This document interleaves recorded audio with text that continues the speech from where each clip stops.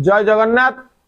आज आम ए अध्याय कली विषय किसी जानिबा। कली सत्य होइब भेट लागिब भारत नाट तथास्तु मूल संघात वर्तमान जुगक्षय।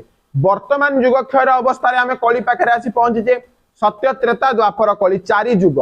ये कली जुग जो द्वापर जुगर शेषार्ध समय महाराजा परीक्षित को कली मागिथिला जे मु चारोटी जगार रहिबी।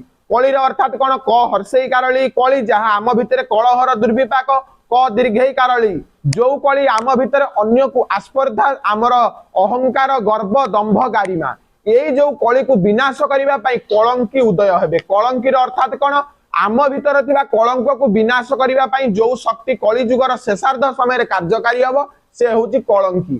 कली की महापुरुष कहते कली की अर्थात बहुत जगह कहते कली की अवतार।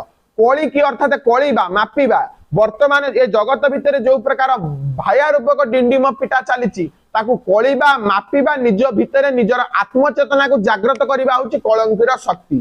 कलीर अर्थात जितेबाला कली आसीब सुना चोर एवं बेश्यासक्त कामांध बेश्यासक्त पुरुष एवं मिछ यही चारिटा जगार कली रहिबो। तेणुक वर्तमान जुग समय जो लोक मैंने रोचंती ये चारोटी जिनिस निवृत्त रही से आत्मा चेतना रूपक कल्कीराम को भजन कले आमे ये जो कली दुर्विपाक विनाश हो पारिबा एवं आम भीतर गोटे सत्य चेतनार जागृत हम।